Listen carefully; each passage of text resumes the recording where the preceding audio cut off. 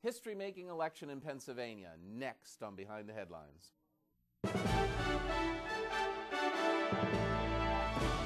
This is Behind the Headlines, with behind-the-scenes analysis on issues affecting Pennsylvanians, sponsored by the Susquehanna Valley Center for Public Policy.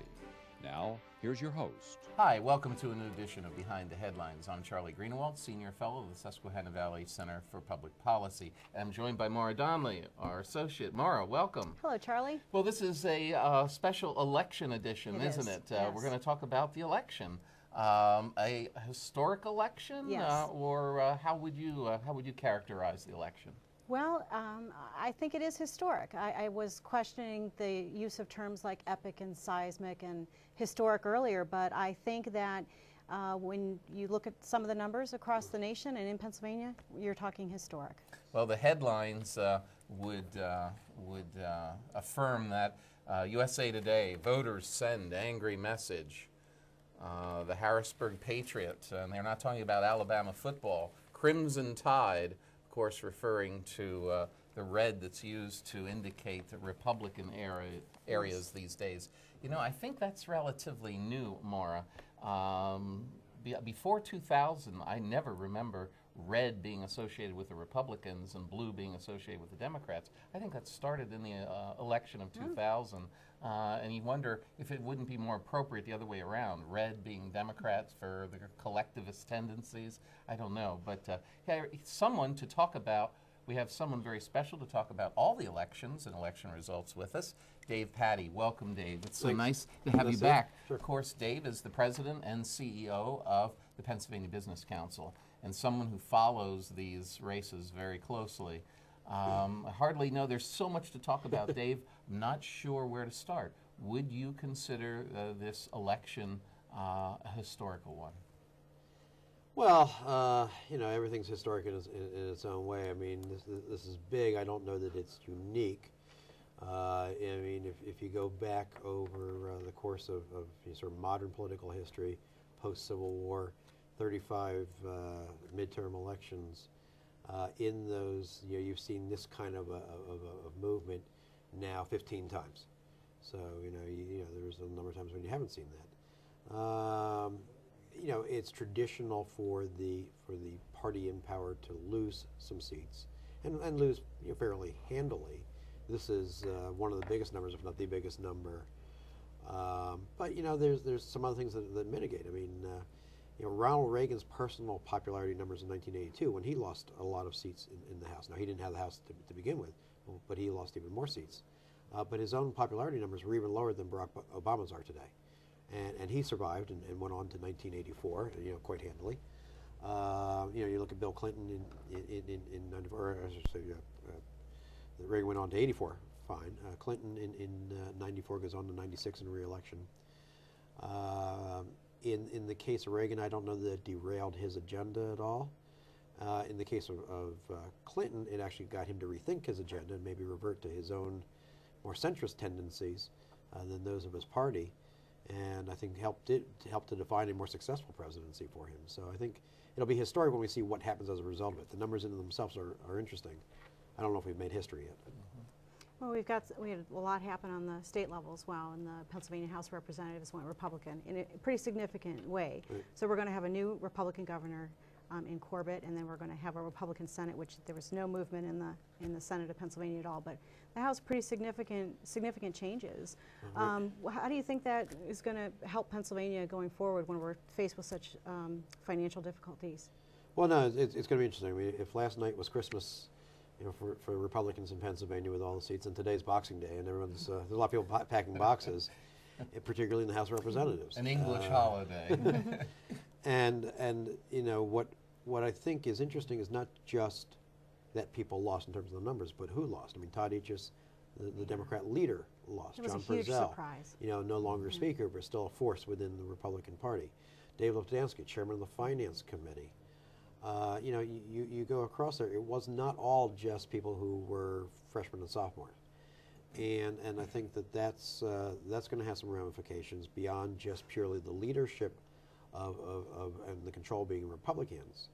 Now, you know, the interesting thing I think is we will have a Republican governor, a Republican Senate, a Republican House, but I'm not sure we can say they're all exactly the same kind of Republicans. Certainly there have been differences of opinion on budget matters and other matters between the House and Senate Republican leaders on matters of spending, taxation, tort reform. They do not see 100% eye to eye. And then you throw in, as a third factor now, a governor who will be with them largely at the 30,000-foot level. But when we get into the details and the weeds of public policy, may have some personal differences as well. And people will have to trade those things off against one another. So there'll be a period of accommodation. I think the expectations last night that this is going to be tremendous for the business community, or tremendous for the for Pennsylvania's competitive environment, or even just for fiscal conservatives. It will take some time to realize change. And in fact, if anything, I'd hate to see Republicans do to themselves what Democrats did nationally 2 years ago and believe that everything was going to happen overnight, and then throw their own people out because the change didn't come fast enough. Well, they have 2 years to prove themselves, basically. They have 2 years to prove themselves, and we have a very low tolerance in America for delay and for process.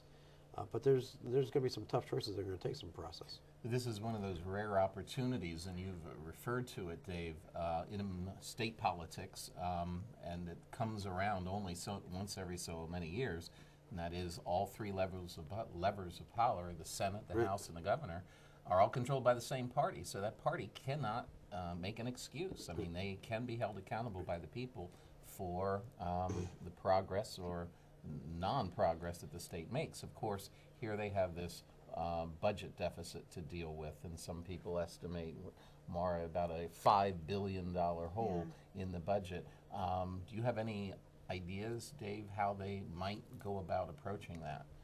Well, according to Governor-elect Tom Corbett, we're going to go about handling that by cutting spending, and only by cutting spending, and doing things more efficiently, looking for waste, fraud, and abuse. But also, we're going to have to make some tough choices to get anywhere close to those numbers. We're going to have to go beyond waste, fraud, and abuse and start talking about, is this the role of government? Is this something government should be in? And even if you think, well, yeah, I think that one is appropriate for government. Okay, we can't do it all. Which ones are we going to drop, even if it is appropriate? So I think and I think that's where the differences philosophically between the House and the Senate come in. House Republicans largely have that same belief. Senate Republicans less so, particularly Southeast Senate Republicans. I mean, their willingness to embrace budget cutting in the last couple of budgets was far less strong than their brethren in the House. Let's switch back to the federal level. The president held his post-election news conference, and he was asked the question, how do you plan to hit the reset button with business? And his response was, and this is a pretty direct quote, he's going to do that by making it clear that the only way America succeeds is if business succeeds. Free markets must be nurtured and cultivated, and the most important thing we can do is boost the business sector, which I would imagine would be music to your ears. Well, I'm glad he's channeling Calvin Coolidge. Now, if we could just make him to be as silent as Cal. How's he going to make that happen? How can he make that happen? Well, words are one thing. He's going to have to put it into action. One of the dirty little secrets of Washington is that while he was at war with the chamber, he was having lunch on a weekly basis with the Business Roundtable, the CEOs of the bigger companies. Now, having said that, the good news was that he was sitting down and listening to top officials of big corporations. No, let me rephrase that. The good news is he was letting them talk. He wasn't listening. Okay. And that was their frustration. That over 2 years of trying to have sort of a good cop, bad cop, and everybody in Washington knew this was kind of this is the way it was working, but trying to play that strategy, nothing happened. And I think the demonization, and we've had the same problem, frankly, with Governor Rendell, who one-on-one with business leaders is a great guy, gets along fine with everybody. I love sitting down talking policy with him. And then we'll go out and say, well, the problem is nobody's paying their taxes and they're all a bunch of cheats. And that rhetoric, and that's why I'm saying I wish he was as silent as Cal Coolidge, that rhetoric from the President of the United States is not helpful. It's not helpful to our trading partners abroad. It's not helpful to getting anybody to consider expanding their operations in America, to invest more here. At a certain time, you can't play the, I'm your buddy in the back room, I just can't say that for my constituency, kind of thing anymore. Well, do you think a new day is dawning? I'll wait and see. I mean, I hope so. And you know, there's some things that he's been for that the business community fully embraces. Most of his education reform, his emphasis on skills training, on more accountability, on higher standards for education, is warmly embraced by the business community. The president's interest in infrastructure investment, it was something that we all believed was a good part of the stimulus package, and unfortunately became only 7% of the stimulus package. So the rhetoric's there. I mean, the conceptual framework is there. Getting him to live up to it has been more challenging. We'll have to see. Now, frankly, you know, it won't do us any good, though, too, if the new House Republicans in Washington and in Congress make everything in the next 2 years about gridlock and purposely just trying to embarrass him and trying to stop anything he wants and not allow his name to be on anything good so they can defeat him for the presidential race. Well, they won by being the party of no, basically. They over the last several years, they pushed back on almost everything that the president did. Do you think that that's, if they continue with that, are they going to be able to hold on to it in 2 years? Well, you know, the campaign is one thing, governance is entirely different. Some people make that transition very, very well. Some do not. I think that's what Mr. Boehner and others have to prove, is that we are more than no. We have some concrete ideas, and certainly a lot of his candidates floated some great ideas in the election. Pat Meehan here in Pennsylvania has been talking about a lot of interesting and innovative things.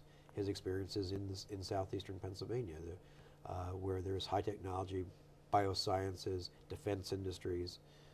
You know, Pat knows that there's certain things we can do to really grow those firms. Now, if he and other freshmen who have that kind of experience are allowed to lead, that will be helpful. Let's talk about a little bit more about that press conference. At the press conference, he said the problem was that he wasn't going fast enough.